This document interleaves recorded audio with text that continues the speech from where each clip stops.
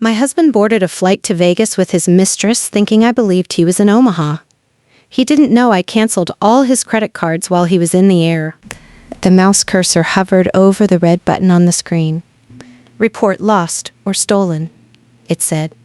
A simple command, a standard banking feature. But to me, it looked like the detonator to a nuclear bomb. I checked the time on my phone, 1:42 p.m. According to the flight tracker app open in the next tab, Delta Flight 714 was currently cruising at 35,000 feet, somewhere over the Rockies. Jason was sitting in seat 2A first class, naturally, probably sipping a warm nut mix and flirting with the flight attendant. He was exactly 2 hours away from landing in Las Vegas. He thought he was flying toward a weekend of sin, high-stakes blackjack, and nostalgia with his college ex-girlfriend. He didn't know that when his Italian leather loafers touched the tarmac at Harry Reid International Airport, he would be financially destitute. I took a sip of my Pinot Grigio, smiled at the screen, and clicked the mouse. Click. Card canceled. 1 down, 4 to go. But before we get to the chaos at the baggage claim, let's rewind. You need to understand how a man who barely knows how to load the dishwasher thought he could pull off a heist like this. My name's Elena. I'm 32, a logistics manager for a shipping company, and for the last 6 years I've been married to Jason. Jason is a regional sales director, which is corporate speak for professional handshaker. He's charming, good-looking in a generic catalog model way, and entirely dependent on me to keep his life running. I pay the bills. I schedule his dentist appointments. I remind him of his own mother's birthday. I am the operating system of his life. And he made the classic mistake. He tried to hack the system without changing the password. It started on a Tuesday. Jason came home with that specific energy he gets when he thinks he's pulled one over on someone. He was humming. Jason never hums. He tossed his keys in the bowl and gave me a kiss that felt more like a performance than affection. "Great news, babe," he said, loosening his tie. "The quarterly supply chain conference? It's finally happening. Next weekend." "Oh?" I said, stirring the pasta sauce. "I thought they canceled that this year due to budget cuts." "They brought it back," he said smoothly. Too smoothly. He was already opening the fridge, grabbing a beer to hide his face. "Last-minute thing. It's in Omaha. Boring as hell, I know. Nebraska in November. But the networking is crucial. I gotta go." Omaha, the perfect cover. Nobody questions a business trip to Omaha. It's the camouflage of corporate travel. "That sucks," I said, playing my part. "I was hoping we could go look at that new sofa for the den this weekend." I know. I'll make it up to you," he promised. "I'll just be gone Friday through Monday. Boring seminars, bad coffee, early nights. You won't even miss me." He was right about one thing. I wouldn't miss him, because I knew within 10 seconds that he wasn't going to Omaha. Here's the thing about Jason. He's cheap. If he was actually going to a company-sponsored conference, he would have booked the flight on the corporate card. He would have booked the standard Marriott room. He would have complained about the per diem meal allowance. Later that night, while he was in the shower, his iPad lit up on the nightstand. We share an iCloud account. I've told him a dozen times to separate them. I've told him it messes up our contacts. He always says, "I'll get around to it, babe." He's lazy. And laziness is the best friend of a suspicious wife. I glanced at the screen. It wasn't a text message. It was a calendar notification. Confirmation. Bellagio. Fountain View King Suite. Check-in Friday. The Bellagio is not in Omaha. My heart didn't break. Honestly, after 6 years of dealing with his ego, my heart was made of something much harder than glass. It was more like Kevlar. It didn't break, it just absorbed the impact and prepared to fire back. I unlocked the iPad. His passcode was our wedding anniversary, 10/14, groundbreaking security. I opened his messages, and there she was, Vanessa. Vanessa was the one that got away, his college girlfriend, the one who was too wild, too expensive, and too unstable for a 22-year-old Jason. But apparently, for a 34-year-old Jason going through a midlife crisis, she was just right. "Vanessa, can't wait for the weekend, baby. I bought that black dress you like. Vegas isn't ready for us. Jason just booked the suite. First class all the way. I told the wife I'm going to Nebraska. She bought it completely. Clueless. Clueless. I stared at that word. It glowed on the retina display, mocking me. He didn't just cheat, he insulted my intelligence. He thought I was some dim-witted accessory who existed only to iron his shirts and believe his lies. I put the iPad down exactly where it was. I heard the shower turn off. I had about 30 seconds to decide how to play this. I could scream. I could throw the iPad at his head when he walked out. I could demand a divorce right then and there. But then I thought about the credit cards. We had joint finances. It was our money. But mostly, it was my credit score. Jason had brought a lot of debt into the marriage. I had brought an 800 FICO score. I had added him as an authorized user on my accounts to help him build credit.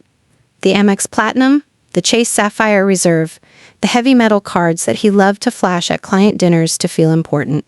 They were in my name. He was just a guest on my account. A guest who was about to be evicted. If I confronted him now, he would stay home. He would apologize. He would gaslight me. He would say it was just a fantasy, that he never planned to go. He would cancel the trip, and I would be the crazy, jealous wife. No. I needed him to get on that plane. I needed him to commit. I needed him to be thousands of miles away in the most expensive city in America with a high-maintenance woman and absolutely zero access to funds. Jason walked out of the bathroom, towel around his waist, smiling that smug, oblivious smile. "Everything okay, babe?" he asked. I turned to him and smiled. It was the best acting performance of my life. "Everything is great. I was just thinking, if you're going to Omaha, you should take your good suit. You want to impress those supply chain guys, right?" "Yeah," he said, puffing out his chest a little. "You're right. Good call." For the next 3 days, I was the perfect wife. I helped him pack. I made sure his shirts were crisp. I even went to the pharmacy and bought him travel-sized toiletries. And yes, I saw the box of condoms he hid in his DOP kit, tucked inside a pair of rolled-up socks. That was a gut punch. I won't lie. Seeing the physical evidence of his premeditation made me nauseous. I stood in the bathroom, holding that little box, realizing that he wasn't just slipping up. He was planning to sleep with her. He was excited about it. He was probably humming because he was thinking about using them. I put the box back exactly where I found it. "Go ahead, Jason," I thought. "Pack your protection. You're going to need protection from what I'm about to do to you." Before I tell you what happened at the airport drop-off, I need you to do something for me. If you've ever found something on a partner's phone that you wish you hadn't, hit that subscribe button and tell me in the comments, did you confront them immediately or did you wait? I want to know your strategy. Friday morning arrived. The Uber was waiting in the driveway. Jason was dressed in his travel casual look, expensive jeans, a blazer, the $500 sunglasses I bought him last Christmas. He looked like he was going to a photo shoot, not a supply chain conference in the Midwest. "Well," he said, checking his watch, "I better get going. Don't want to miss the flight." "Have fun in Omaha," I said. "Don't work too hard." "You know me," he winked. "All work, no play." He leaned in to kiss me. I turned my cheek slightly so his lips hit my jawline. I couldn't bear to have him touch my mouth. Not when I knew where his mouth was going to be later that night. "Call me when you land," I said. "Oh, Mel, will do. Love you, babe." "Love you too." He got in the car. He didn't look back. He was already on his phone, probably texting Vanessa that the warden had released him. I watched the car disappear down the street. Then I walked back inside, locked the door, and poured myself a glass of wine. It was 10 a.m. I didn't care. I went to my home office. I fired up my dual monitor setup. On the left screen, I pulled up the flight tracker. Delta 714, departed JFK, on time. On the right screen, I opened the American Express portal. I logged in. I saw the pending charges. $1,200 Delta Airlines, $450 the Palm Restaurant, $85 Uber. He was already racking it up. I waited. I wanted him to be in the air. I wanted him to be past the point of no return. If I canceled the cards while he was at the airport, he might just come home. He might act like it was a mistake. No, he needed to be trapped. 2 hours passed. The little plane icon on the tracker moved over the Midwest. He was physically over Nebraska, but he wasn't stopping there. He was probably on his second gin and tonic. He was probably looking out the window, dreaming of roulette wheels and Vanessa's black dress. He felt rich. He felt free. I clicked on Manage Cardholders, Jason Conway, authorized user. I took a deep breath. This wasn't just about money. This was about power. For 6 years, Jason held the power because I gave it to him. I managed the boring stuff so he could shine. Today, I was taking the power back. We removed the note. Click. Account suspended. I didn't stop there. I went to Chase. Click. Card reported lost, stolen. I went to Citibank. Click. Account closed. I even went to the joint checking account, the one his paycheck got deposited into, but which I managed. I transferred 90% of the funds into my personal savings account, an account he didn't have access to. I left him exactly $12.47, enough for an airport sandwich, but not enough for a cab ride to the Strip. I sat back in my chair. The silence in the house was heavy, but it wasn't lonely. It was the sound of a trap snapping shut. Jason was currently 30,000 feet in the air, flying at 500 miles per hour toward a luxury weekend that he could no longer pay for. He had no cash. Jason never carried cash. Cash is for poor people.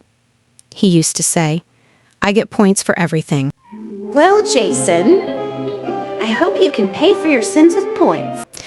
My phone buzzed. It was a text from my best friend, Sarah. Sarah, did you do it? Me. It's done. He's Ghost Protocol. Sarah, you are terrifying. I love it. What happens when he lands? I looked at the flight tracker. Estimated arrival, 45 minutes. When he lands, he's going to turn on his phone. He's going to try to call an Uber Black to take him to the Bellagio. And that's when the fun begins. Because I wasn't just going to leave him stranded. I had one more surprise. I knew Vanessa was meeting him at the airport. I saw the text.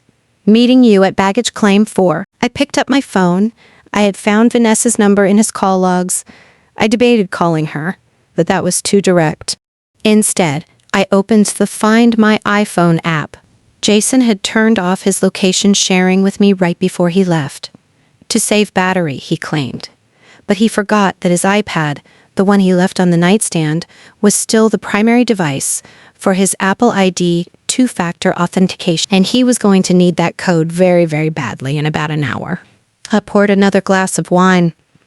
The show was just starting. Jason is about to land in Vegas with a frozen wallet and a mistress waiting at the gate. But what happens when his card declines in front of Vanessa? You do not want to miss the meltdown. Hit like and subscribe for part 2. I watched the GPS dot stop at the Bellagio. Jason was walking into a 5-star hotel with a wallet full of plastic that was worth less than a library card. The wheels of the Boeing 737 hit the tarmac with a violent screech, jolting Jason awake from his nap. He blinked, disoriented for a second, before the realization washed over him like a warm bath. He wasn't in Omaha. He wasn't in a budget meeting. He was in Las Vegas, the city of sin, and waiting for him at Terminal 1 baggage claim was Vanessa. I watched the flight status change to landed on my screen. I took a sip of my wine. Welcome to hell, honey, I whispered. Jason did exactly what I knew he would do. The second the plane slowed down, he turned on his phone. My screen lit up instantly. Location updated, Harry Reid International Airport. He didn't text me. Of course not. He texted her. Jason, wheels down. Be there in 10. Hope you're thirsty. I read the text via his iCloud sync on the iPad. I smiled. Oh, he was going to be thirsty, all right. Thirsty, hungry, and stranded. I imagined him walking through the airport. The slot machines dinging, the smell of stale cigarettes. He'd be strutting. Adjusting his blazer, he felt like a king. He had no idea he was already a pauper. I switched tabs to my banking app. I was waiting for the first ping. It didn't take long. Ping. Transaction declined. Starbucks, Terminal 1. Amount $8.45. I laughed out loud. He tried to buy a coffee, a simple, basic coffee, and the machine had beeped at him. I could picture it perfectly. The barista looking bored, Jason laughing nervously. Must be the chip, he'd say. Swipe, decline, swipe, decline. But that was just the appetizer. The main course was waiting at the curb. It tracked his dot moving to baggage claim. I saw another dot, Vanessa's phone number converging with his. The reunion. Then the movement to the rideshare pickup zone. This was the moment, the Uber Black. Jason wouldn't take a regular Uber X in front of Vanessa. He needed the black SUV. I watched the screen. Ping, transaction declined. Uber Technologies. Ping, transaction declined. Ping, transaction declined. 3 strikes. You're out. I grabbed my phone. It was time to play the role of the loving, oblivious wife. Me, hey babe. Did you land? How's Omaha? Is it snowing? I waited. 3 minutes later, a reply. Jason, hey, yeah, just landed. It's chaotic. Network is weird here. Might be slow to reply. Love you. Network is weird. The universal code for my life is falling apart and I can't tell you why. I typed back immediately. Me. So weird. My card was acting up at the grocery store today too. Maybe the bank is having system issues? I was feeding him the excuse. I was handing him the rope to hang himself. If he thought it was a bank-wide system failure, he wouldn't panic yet. Jason! Yeah, probably just a system update. I'll call them later. Gotta go, client is waiting. The client was currently standing next to him in 4-inch heels, wondering why they weren't in a limo yet. I watched the GPS. They were still at the curb. 5 minutes passed. 10 minutes. Then movement. They were moving onto the highway, but not in an Uber. I checked the logs. Nothing. She paid, I said to the empty room. Vanessa paid for the cab. Ouch. That had to hurt his ego. The big shot regional director, letting his ex-girlfriend pick up the tab. They were heading to the Bellagio. I opened the Bellagio's website. Standard policy. A valid credit card is required at check-in. Jason had booked the room weeks ago, but he still needed to swipe a card for the rest of the balance and incidentals, and he was walking into a 5-star hotel with a frozen wallet. I decided to turn up the heat. I called the hotel. Bellagio front desk, this is Sarah. How may I assist you? Hi, Sarah, I said, putting on my best concerned assistant voice. This is Elena from Mr. Jason Conway's office. He's checking in shortly. He asked me to ensure that absolutely no charges are authorized on his card without a chip read and a signature. No manual entry, no overrides. Of course, ma'am. I'll add a high priority note to his file. Thank you. He'd be furious if a declined card was forced through. I hung up. Now, even if he tried to sweet-talk the clerk, they wouldn't do it. I had blocked the exit. I watched the GPS dot stop at the Bellagio fountains. It was showtime. I could see it in my mind.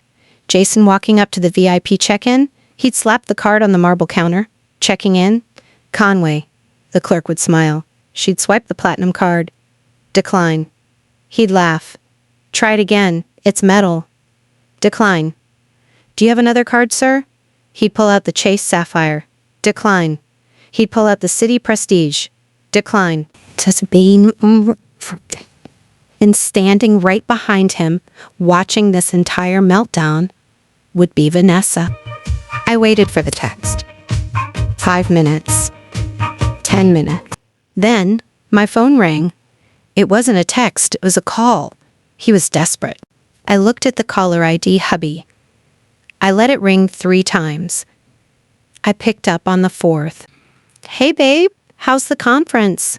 I sounded cheerful, light. Elena, his voice was tight, high-pitched. Listen, I'm at the hotel check-in. There's a there's a massive problem. The cards, all of them, they're all declining. Did you get any fraud alerts? Fraud alerts? I paused for effect. No, I used the joint card an hour ago to buy wine. It worked fine. Silence. That's impossible, he hissed. I'm standing here like an idiot. They won't let me check in. Elena, you have to call the bank right now. Call Amex and tell them to unblock it. Okay, calm down, I said. I'll call them right now. Are you okay? You sound stressed. I'm just tired, he lied. Just call them. Text me when it's fixed. I'm on it. Give me 10 minutes. I hung up. I didn't call the bank. I poured myself another glass of wine and opened Netflix. I was going to give him 10 minutes of hope. But while I waited, I noticed something on the iPad. A new notification from Vanessa. Vanessa, this is embarrassing, Jay. Why are we standing in the lobby? I thought you said you handled this. Jason, I am handling it. It's the bank. They flagged the out-of-state transaction. It's for my protection. Vanessa, well, protect me from boredom and get us a room. Or I'm going to the bar. She was cracking already. This woman wasn't in it for love. She was in it for the sweet. I decided to check the bank account one more time, and that's when I saw it. A pending transaction on the debit card, the one with $12.47 in it. Transaction declined. ATM Bellagio casino floor, amount $500. He was trying to pull cash. Desperation is a stinky cologne, Jason. I texted him back after 12 minutes. Me, babe, this is so weird. I just got off the phone with Amex. They said the account is under review by the primary account holder. Jason, what? What does that mean? Me? They asked if I authorized a charge in Las Vegas. I told them no, obviously, because you're in Omaha. So they locked it down for fraud. I hit send. Checkmate. I had just trapped him in his own lie. If he admitted he was in Vegas, he busted himself. If he kept pretending he was in Omaha, he couldn't unlock the card. I stared at the screen. He had to choose confess to the affair to get the money or stay broke to keep the lie. The typing bubble appeared, then disappeared, then appeared again. He was struggling. Finally, a message came through. Jason. Okay, that's weird. Maybe the GPS on my phone pinged a tower wrong. Look, just tell them it's me. Tell them to authorize Las Vegas charges just in case. Just in case. He was doubling down. Me, I can't, babe. They said because I flagged it as fraud, I have to go into a branch physically with 2 forms of ID to unlock it. And the branches are closed until Monday. I imagined the blood draining from his face. Monday. He was stuck in Las Vegas for 3 days with no money, no room, and an angry mistress. And then the iPad pinged again. A text from Vanessa. Vanessa, I'm at the bar. A guy named Chad just bought me a drink. Figure it out, Jason. Chad. The hero I didn't know I needed. I laughed. This weekend wasn't going to be The Hangover. It was going to be Survivor. And Jason had just been voted off the island. But I wasn't done. Stranding him was good. But I wanted to see him squirm. I wanted visual confirmation. So I opened FaceTime, I fixed my hair, I put on a concerned face, and I dialed him. If you want to see a grown man try to explain why there are slot machines in the background of a conference room in Omaha, hit that like button. Next session, we're going live. I saw Vanessa on the FaceTime call. Jason panicked and dropped the phone. But the real disaster wasn't the mistress, it was the nuclear option I just deployed, his mother. The screen on my iPhone snapped into focus. There was Jason's left nostril and a very extreme close-up of his forehead. He was holding the phone so close I could count his pores. He was sweating profusely. Behind him, I heard the rhythmic ding, ding, ding of a slot machine.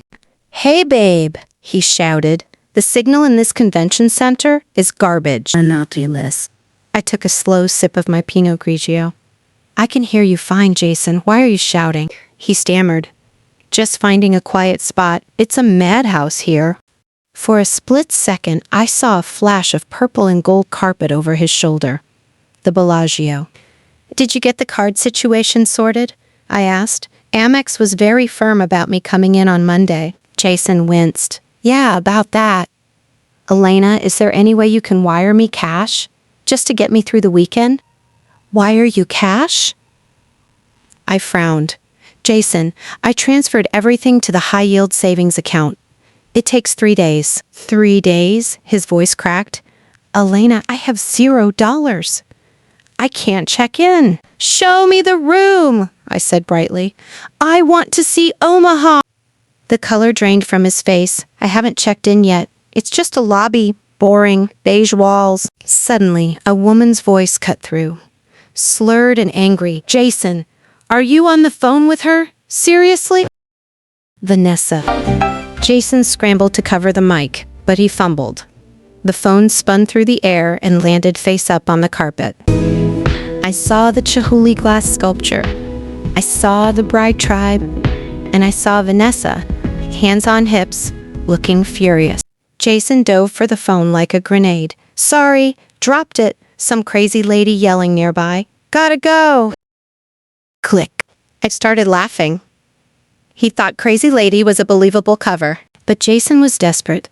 10 minutes later, a confirmation email popped up on the iPad. Subject, your loan application with Quick Cash Shark is approved.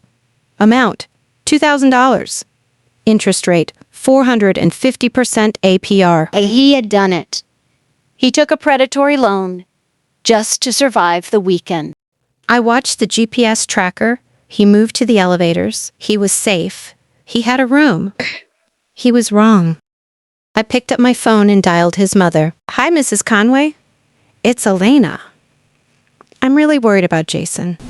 Is he okay? No, I said, putting a tremble in my voice. He's in Omaha, but he called me shouting about gambling. And he drained our bank account. I tracked his phone. It says he's in Las Vegas. Vegas? Linda gasped. Yes. I think he's having a breakdown. He needs an intervention. I'm leaving now, Linda declared. I'm in Arizona. It's a 4-hour drive. I checked the time. Linda would arrive just in time for cocktails. I hung up. I had just deployed the nuclear option. In the meantime, I saw Vanessa had posted a story on Instagram. Vegas, baby. My man treats me right. She panned to Jason, head in hands, looking like a hostage. I decided to leave a comment using a burner account. Hey girl, cute dress. Just saw your guy in the lobby applying for a payday loan. Hope he got approved. Broke boy. Tight. 5 minutes later, the video was deleted. Vanessa had seen it. The argument in room 149-2 had begun. But I had one more piece of sabotage.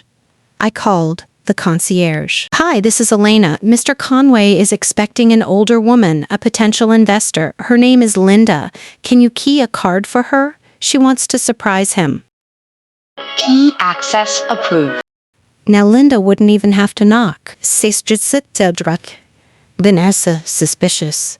Linda, incoming like a heat-seeking missile. And me? I was just ordering sushi. Tonight was going to be memorable. Jason is trapped in a hotel room with a suspicious mistress, a high-interest loan, and his mother holding a keycard in the elevator. What happens when the door opens? You do not want to miss the collision. Hit like and subscribe for the finale. How listened on speakerphone as Jason's worlds collided. His mistress, his mother, and his lies. All trapped in one hotel room. The blue dot representing Linda Conway's Subaru Forester pulled into the valet circle at the Bellagio at exactly 7:12 p.m. I watched it on my screen like a drone operator waiting for the missile to strike. I took a bite of my spicy tuna roll. Target acquired, I whispered. Inside room 402, Jason was likely trying to salvage his romantic getaway. Based on the $100 room service charge that just hit his predatory loan debit card, yes, I managed to log into that account too. His password was still Semaphore-T. He was trying to bribe Vanessa with shrimp cocktail and a bottle of non-vintage sparkling wine. It was a pathetic attempt to smooth over the fact that he was broke, but shrimp usually helps. I picked up my phone. It was time to prime the detonator. I texted Linda. Linda, I just got another alert. He spent $200 on alcohol. He's spiraling. Please hurry. Don't knock. Just go in. If you knock, he might hurt himself or hide. Linda, I'm in the elevator. I have the key. I'm going to save my baby. Her baby. Her 34-year-old cheating, lying baby. I closed my eyes and visualized the scene. Room 142, 7:18 p.m.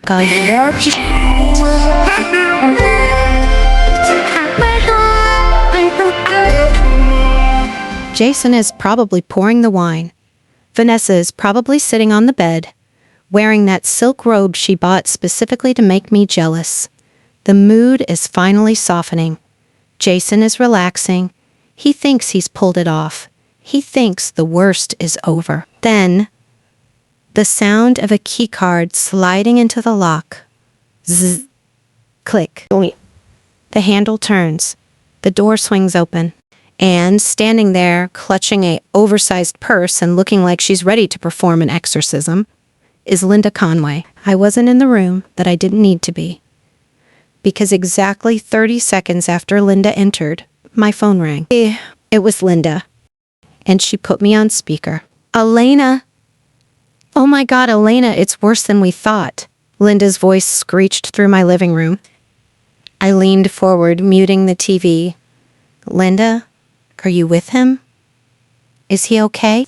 He's delirious, Linda shouted. I walked in, and he screamed. He looked at me like he didn't know who I was. And there's a woman here. A woman? I gasped, channeling my inner Meryl Streep. Oh no. Is it a doctor? Or, oh God, Linda, did he hire a professional? Excuse me. I heard Vanessa's voice in the background. It was sharp, offended, and loud. I am his girlfriend. Who the hell are you? Girlfriend? Linda scoffed. My son is married. He has a lovely wife named Elena who is sick with worry. You must be one of those Vegas girls. How much did he pay you? Go on, get out. Mom, stop. Jason's voice cracked. It was the high-pitched squeal of a man whose worlds were colliding. She's not a book. She's Vanessa. From college. You remember Vanessa? Vanessa? Linda paused. The one with the nose ring? I thought she was in jail. I was never in jail, Vanessa shrieked. And I don't have a nose ring anymore.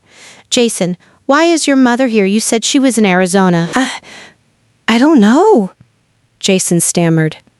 Mom, how did you get in? Why are you here? Elena called me, Linda announced. She tracked your phone. She said you were having a manic episode, gambling away your life savings and acting delusional. And look at you. You're sweating, you're shaking, and you're with this person. You are clearly unwell. Silence. Absolute beautiful silence. I could feel the air leaving the room in Las Vegas. Jason was processing 3 pieces of information at once. Elena knows I'm in Vegas. Elena told my mom I'm crazy. Elena is currently on the phone listening to all of this. Elena, Jason said, his voice trembling close to the speakerphone. You called her? Jason, I said, dropping the frantic wife act and using my calm, cool, I canceled your credit cards voice.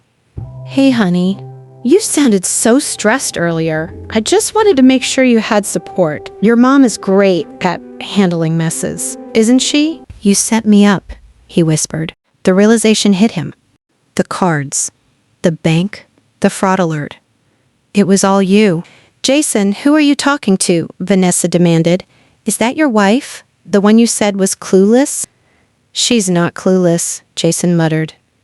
She's Satan.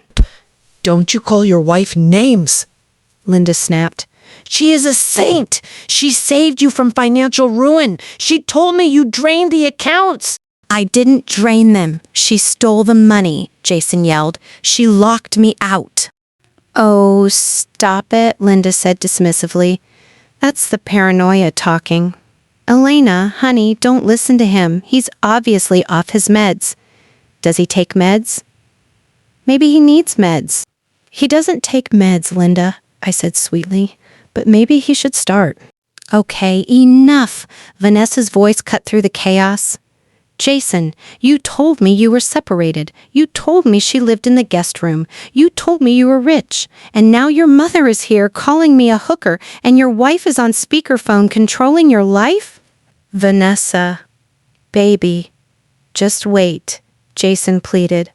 I can explain. Explain what? Vanessa laughed. It was a cold, hard sound.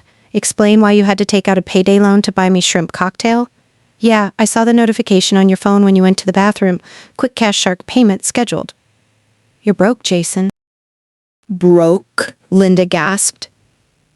Jason, tell me you didn't lose the house money. I didn't lose anything. Elena took it. Likely story, Vanessa spat. You know what? I'm done. I didn't sign up for a throuple with your mother. I'm leaving. Vanessa, wait! Jason sounded desperate. Don't go! The room is paid for. Enjoy it with your mom, Vanessa said. I heard the sound of zippers zipping and heels clicking on the hardwood floor and lose my number. Seriously, if you contact me again, I'm sending the screenshots to your boss. The real one, not the fake one in Omaha. Slam! The door closed. Vanessa was gone. Silence again. Well, Linda said, her voice softening. Good riddance. She looked expensive anyway. Now, Jason, sit down. Eat your shrimp. I brought some kale chips. We need to talk about your gambling addiction. I don't have a gambling addiction. Jason screamed. I have a wife addiction. She's ruining my life. Jason, stop shouting, I said through the phone. You're upsetting your mother. Linda, make sure he stays in the room tonight. I don't want him wandering the strip in his condition. Don't worry, Elena, Linda said firmly. I'm sleeping in the chair. He's not going anywhere. Perfect, I said. Thanks, Linda. You're the best. Elena, Jason roared. Don't you hang up. Undo this. Unlock the cards. Send me money. I can't stay here with her. Sorry, babe, I said. System issues. You know how it is. Have fun in Omaha. Click. I hung up the phone. I sat there for a long moment, staring at the blank screen. My heart was racing, but not from fear, from adrenaline. I had done it. I had stripped him of his money, his mistress, and his dignity. He was now trapped in a hotel room in Las Vegas with his mother, eating kale chips, and being treated like a mental patient.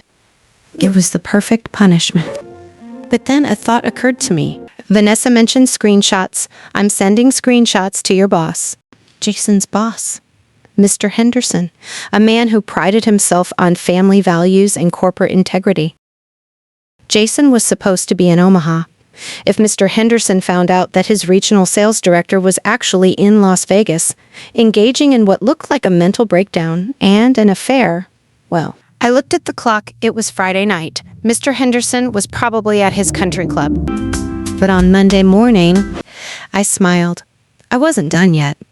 I had destroyed his weekend.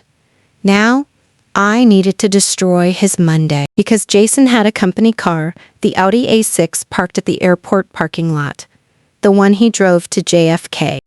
And I had the spare key. If you think I'm going to let him drive home in luxury after this, you haven't been paying attention. Hit that like button if you want to see what happens when Jason lands back in New York, and subscribe because the final act involves a tow truck and a very public resignation letter. Jason dragged his suitcase up the driveway, fired, and broke. He thought it was over. He didn't know about the surprise I left in the garage. The walk from Terminal 4 to the long-term parking lot at JFK is exactly 1.2 miles. It's a miserable trek across cracked asphalt, smelling of jet fuel and exhaust. Monday morning, 8:15 a.m., Jason was dragging his roll-aboard suitcase, one wheel wobbling violently. He looked like death warmed over. He was wearing the same blazer he left in on Friday, but now it was wrinkled, stained with what looked like shrimp cocktail sauce and smelling faintly of stale casino smoke. His weekend of sin had turned into a weekend of penance with his mother. I knew for a fact that Linda had made him attend a virtual church service on Sunday morning in the hotel room. I was watching his location dot moving slowly across the parking map. I sat at my kitchen island, sipping a kale smoothie in honor of Linda, and waiting for the phone call. He reached row G, spot 42. I zoomed in on the map. He stopped. I imagined him blinking, rubbing his eyes, clicking his key fob. Click. Click. Nothing. The spot where he had parked his beloved silver Audi A6, the company car he washed by hand every Sunday, was empty. There was no broken glass, no sign of theft, just an empty rectangle of oil-stained pavement. My phone rang. "Elena!" He sounded breathless, on the verge of tears. The car is gone. Someone stole the Audi." "Oh, hi, honey," I said cheerfully. "Welcome back. Did you have a safe flight?" "The flight? Who cares about the flight? The car is stolen. I'm standing in the spot. It's gone." "Oh, that," I said calmly. "No, it's not stolen. I picked it up yesterday." Silence. The kind of silence where you can hear the gears grinding in someone's brain. You what?" "I picked it up," I repeated. "I had the spare key. I thought, why should Jason pay those exorbitant parking fees?" So I took an Uber over on Sunday, grabbed the car, and drove it home. I was trying to be helpful. "Helpful?" he screamed. "Elena, I'm at JFK. How am I supposed to get home?" "Well, there's the air train," I suggested. "It connects to the Jamaica station. Then you can take the LIR into the city, or just take the E train if you want to save money, since, funds are tight." "The train?" He sounded horrified. "Elena, I'm a regional director. I can't take the subway with luggage. Come get me. Bring the car back." "I can't," I said. "I'm at work. Big logistics meeting. Can't talk. But hey, good exercise, right?" "Elena, wait!" Click. I hung up. He was stranded, again, but I wasn't just being petty. There was a strategic reason I took the car. See, I knew something Jason didn't. While he was suffering through Linda's lectures in Vegas, I had sent an email to his boss, Mr. Henderson. Subject: Jason's return Omaha debrief. "Hi, Mr. Henderson. Just a heads up that Jason lands Monday morning. He's been working so hard all weekend at the supply chain conference in Omaha. He mentioned he has some game-changing insights to share. I know he's planning to come straight to the office to present them to you before the weekly staff meeting at 9:30 a.m. He's so dedicated." Mr. Henderson, a workaholic who loves go-getters, had replied instantly. "That's great to hear. I'll clear my schedule. Tell him to come straight to the boardroom." So Jason wasn't just racing home, he was racing against a 9:30 a.m. deadline that he didn't even know existed yet. And he had to do it on public transit. I watched his dot move toward the air train station. He had surrendered. He was taking the train. At 8:45 a.m., while Jason was likely being jostled by commuters on the Long Island Railroad, his phone buzzed. I saw the notification on the iPad. It was Mr. Henderson. Text: "Jason, looking forward to your Omaha debrief at 9:30. Boardroom A. The VP is sitting in. Hope you brought the slide deck." I would pay actual money to have seen Jason's face at that moment. He was on a train. He was wearing dirty clothes. He had no slide deck. He had no insights. He hadn't even been to Omaha. He didn't even know what the conference was about. He started texting me furiously. "Jason, Helena, did you tell Henderson I was coming in? Jason, he wants a presentation. I have nothing. Jason, send me the Audi. Meet me at Penn Station. I need to change." I ignored them all. Instead, I sent one reply. "Me? Good luck, babe. You're a great improviser. Just use that charm." I watched his dot arrive at Penn Station at 9:15 a.m. He had 15 minutes to get to his office on 6th Avenue. He was running. I opened the Find My app again. I switched the view to satellite. I couldn't see him, obviously, but I could trace his path. He was sprinting down 34th Street.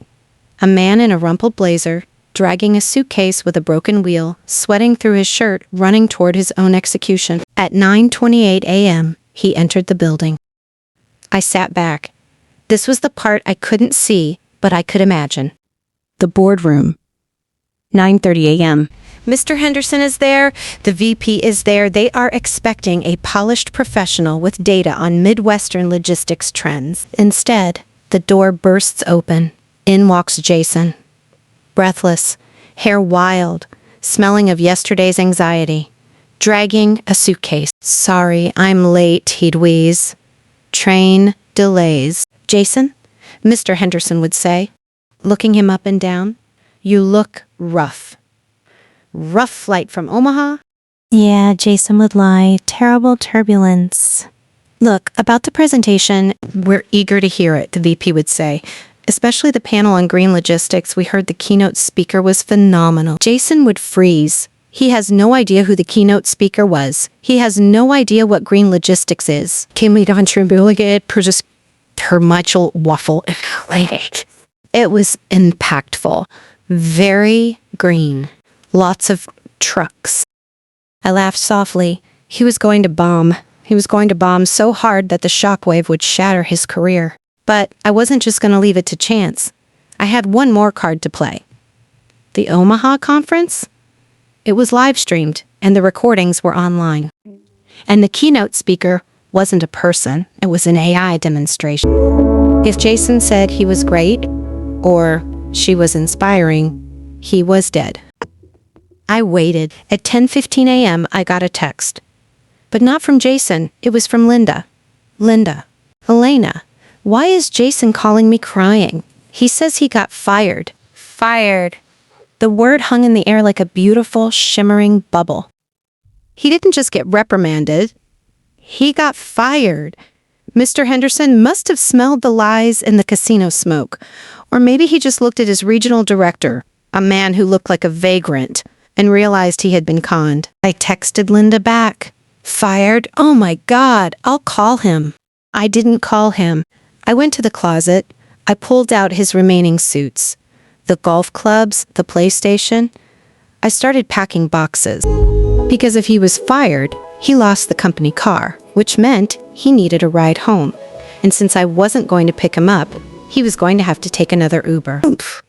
But where was he going to go? Not here. I had spent the weekend while he was away doing a little paperwork of my own. I owned a house before we got married. He signed a prenup. The house was mine. And since he was now unemployed, broke, and proven to be adulterous, he was trespassing. I walked to the front door and changed the code on the smart lock. Deleted user Jason. That I printed a little sign and taped it to the front door. "Jason, your boxes are in the garage. The garage code is 104. I know you won't forget it. Do not try to enter the main house. The cameras are recording. Good luck in Omaha." I sat down on the porch swing with a fresh cup of coffee. I watched the street. Eventually, a yellow cab turned the corner. It wasn't an Uber Black. It was a beat-up taxi. Jason got out. He looked like a man whose soul had been extracted. He walked up the driveway. He saw the sign. He read it. He looked at the camera. He looked right at me. And then he slumped. His shoulders dropped. He didn't bang on the door. He didn't scream. He just dragged his broken suitcase toward the garage. He was defeated. But wait. Before you think this is the end, you need to know about the severance package. I left him in the garage because I didn't just leave his clothes. I left something else. Something that belonged to Vanessa. Something she had accidentally left in the hotel room in Vegas, which Linda had helpfully mailed to me so I could return it to his colleague. Oh, this was going to be the cherry on top. I watched on the monitor as he opened box 3. Inside, sitting on top of his golf shoes, was a plastic stick. A pregnancy test, positive. I watched as he picked it up. He stared at it. And then he fell to his knees. He lost his wife. He lost his job.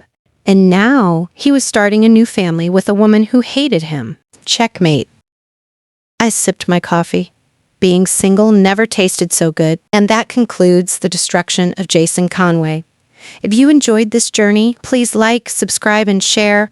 And let me know in the comments, what would you do if you found that test? Jason drove away in a rusted Honda, thinking he was penniless. He didn't know a $150,000 severance check had just hit the account I control. 2 pink lines. That's all it takes to turn a bad day into a life sentence. I watched on the garage security camera feed as Jason pulled the small plastic stick out of the padded envelope. He stared at it. He rotated it. He squinted at it in the dim light of the garage opener. It was the item Linda had mailed to me via overnight FedEx, along with a note that said, "Found this in the bathroom wastebasket in Vegas. Thought you might want to know." Linda is messy, but she is effective. Jason dropped the test like it was radioactive. He backed away until he hit the bumper of my lawnmower. He looked at the camera, the little blinking red eye in the corner of the garage ceiling, and screamed. It wasn't a word. Just a primal sound of a man who realizes the walls aren't just closing in, they are crushing him. I took a sip of my iced coffee. "Congratulations, Daddy," I whispered to the monitor. Then he charged the door. Not the garage door, but the interior door that led into the kitchen. The door I had reinforced with a heavy-duty deadbolt 3 years ago because I watched too many true crime documentaries. Set. You. Elena, open this door. We need to talk right now. I walked over to the wall-mounted iPad that controlled the smart home system. I pressed the talk button for the garage intercom. "Jason," I said, my voice crisp and digitized through the speaker, "please stop banging on the door. You're scratching the paint. And since you don't own the house anymore, that's technically vandalism." "Vandalism?" He sounded hysterical. "Elena, I live here. You can't just lock me in the garage. Open the door." "You lived here," I corrected, past tense. "Before you faked a business trip, drained our accounts, cheated on me, and lost your job. Now, you're a trespasser I'm graciously allowing to pack his things before I call the police." "I didn't lose my job," he lied. "Even now, it's a suspension. I can fix it. I just need my laptop. It's in the study. Let me in." "Your laptop is in box number 4, I said, "right next to your golf shoes." "And Mr. Henderson emailed me, Jason. He asked me to return your badge. It's over. You're done." Silence from the garage. He slumped against the door, sliding down until he was sitting on the concrete floor. "Elena," he sobbed, "please. I have nowhere to go. My cards are frozen. My car is gone. Vanessa blocked me. And this," he gestured vaguely toward the pregnancy test on the floor. I think I'm in trouble," I suggested. "Yeah, looks like it. You know, for a guy who works in supply chain, you really suck at managing your own inventory, especially the biological kind." "It might not be mine," he desperate whispered. "She was seeing other guys. She told me about Chad." "Well, you can discuss paternity tests with her later. Right now, you need to focus on your immediate logistics. You have 3 boxes of clothes, a set of golf clubs, and a PlayStation. I suggest you call an Uber." "I can't call an Uber," he yelled. "I don't have any money. You took it all." "I took back my money," I said. "The money you tried to steal. But I'm not a monster, Jason. I left you a little parting gift." He looked around the garage. "What? Where?" "Look in the envelope. The one the test came in." He scrambled over to the envelope Linda had sent. He shook it upside down. A single piece of paper fluttered out. It wasn't a check. It wasn't cash. It was a photocopy of page 14 of our prenuptial agreement. Jason picked it up. His eyes scanned the highlighted paragraph. Clause 7B, the infidelity clause. In the event that either party engages in extramarital affairs, proven by digital evidence, witnesses, or admission, the offending party forfeits all claims to spousal support, shared assets acquired during the marriage, and any interest in the primary residence. "You signed it, Jason," I said through the intercom. 6 years ago. You didn't even read it. You were too busy staring at yourself in the mirror. This won't hold up," he stammered. "I'll get a lawyer. I'll sue you for half the house." "With what money?" I asked. "Lawyers cost $400 an hour. You currently have Let me check. $0. And since you were fired for cause, lying about your whereabouts and misconduct, you won't even get unemployment. You are mathematically insolvent. He stared at the paper. The reality was finally sinking in. He wasn't just broke, he was legally cemented into poverty. Elena, his voice was small now. Broken. I'm sorry. I really am. I messed up. It was a mistake. A fantasy. It didn't mean anything. I love you. Please. Just let me come inside. Let me take a shower.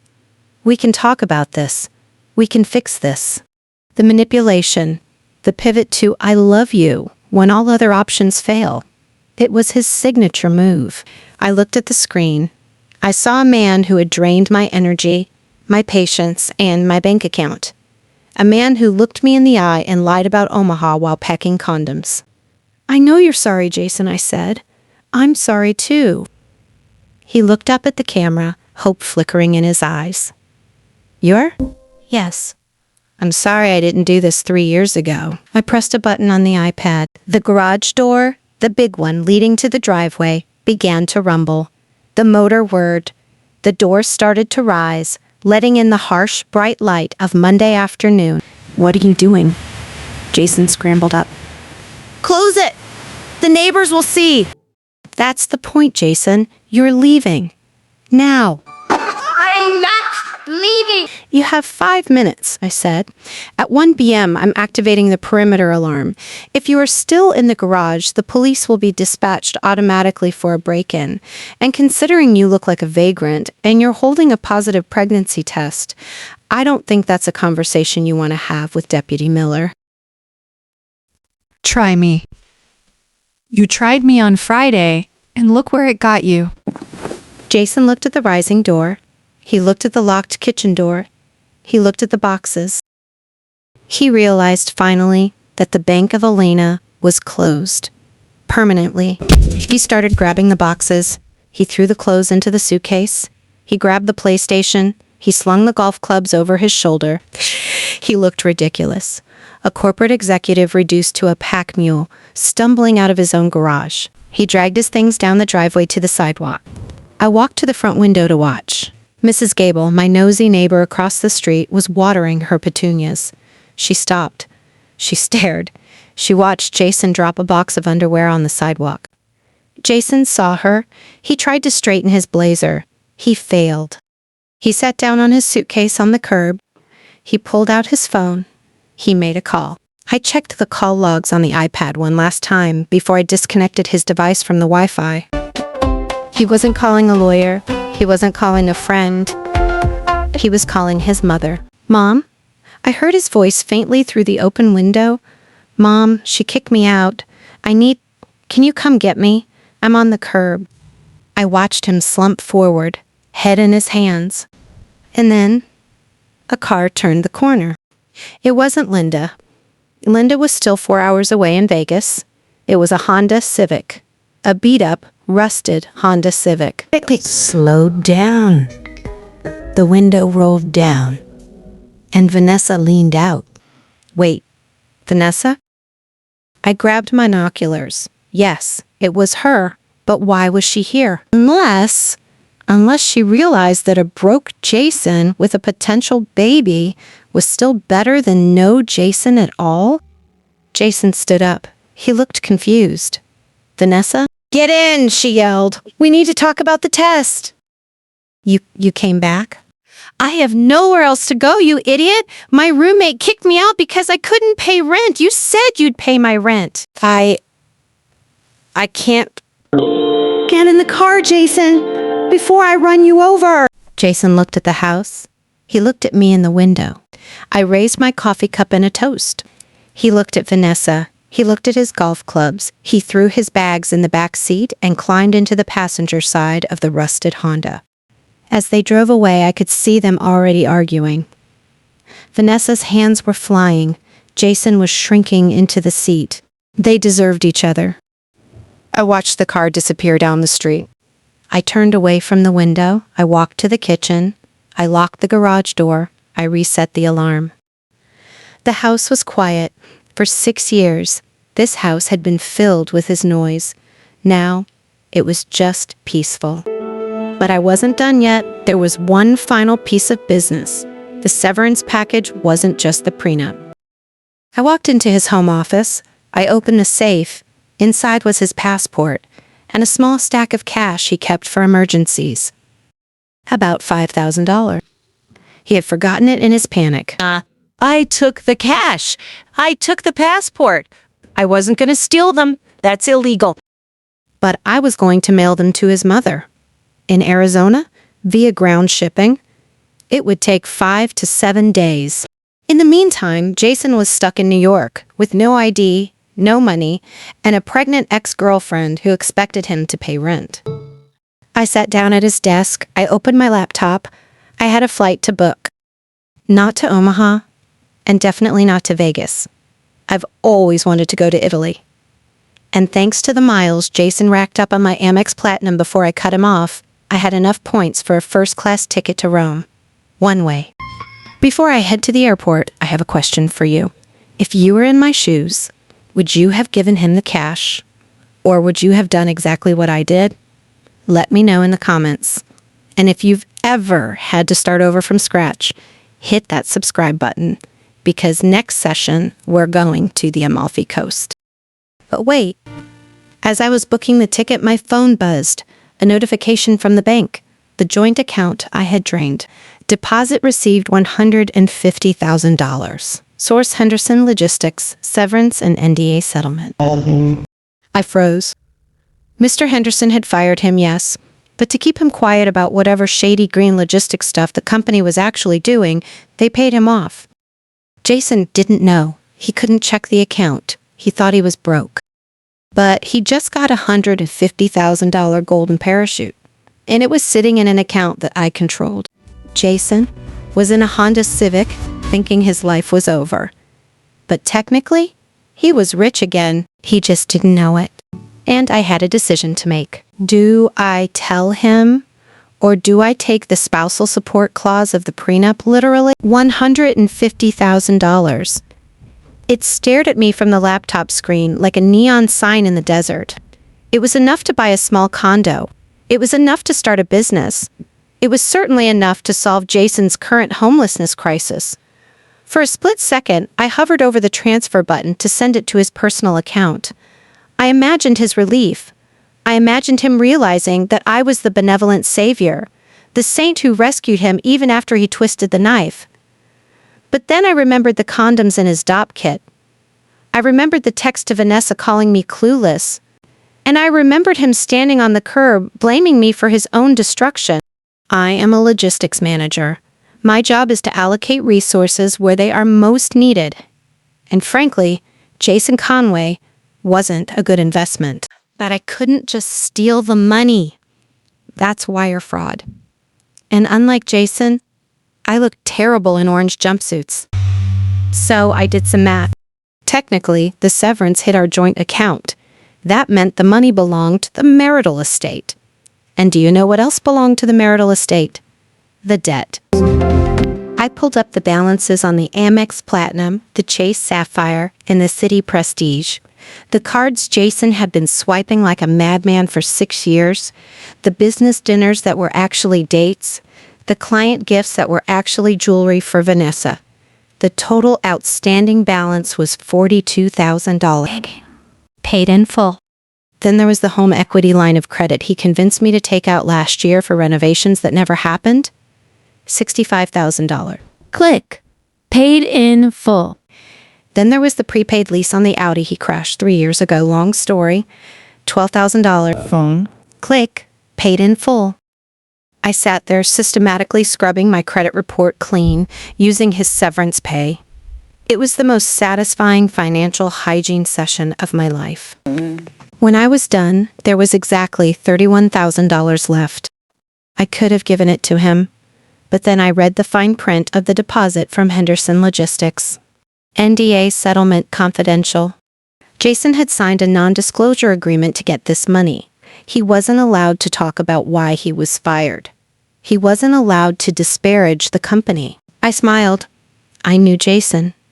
He was currently in a Honda Civic with Vanessa, angry, drunk on cheap beer, and humiliated. He was going to talk. He was going to rant. He was going to breach that contract within 48 hours.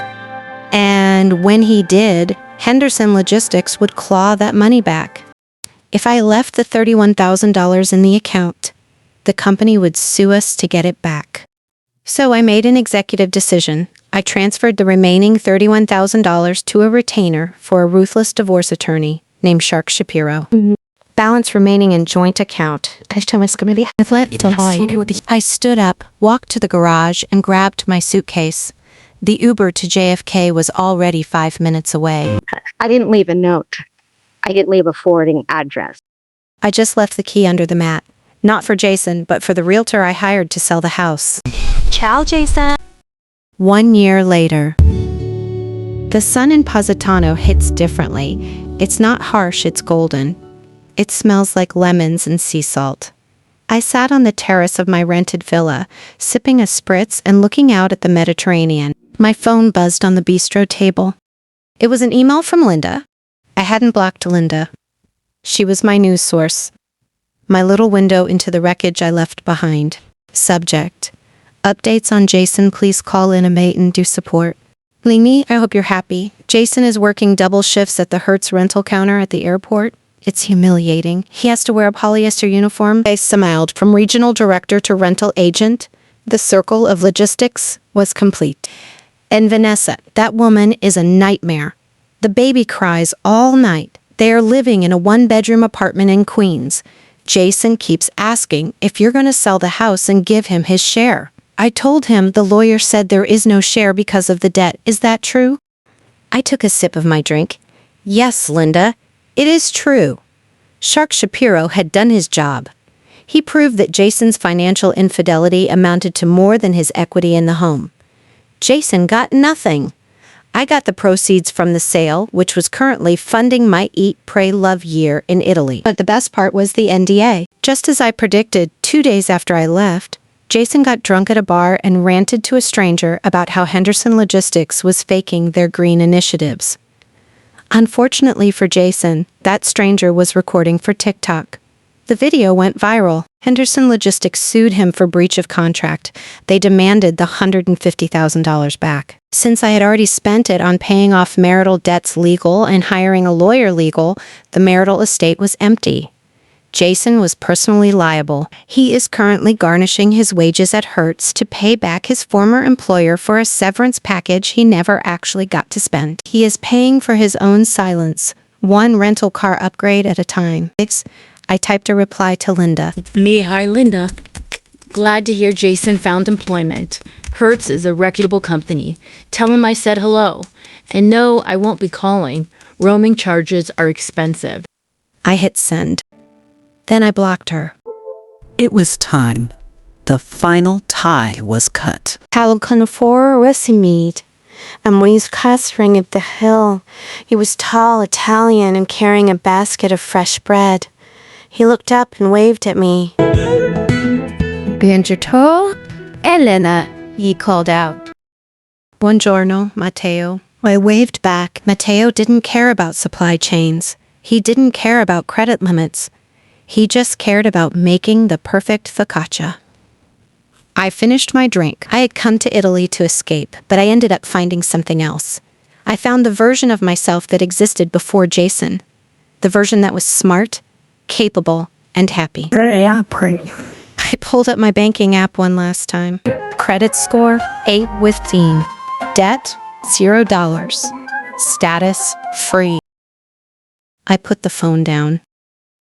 I watched the sun dip below the horizon. Take sheets and faked a trip to Vegas to feel like a high roller. I took a real trip to Italy to become a free woman. I think we both got exactly what we deserve.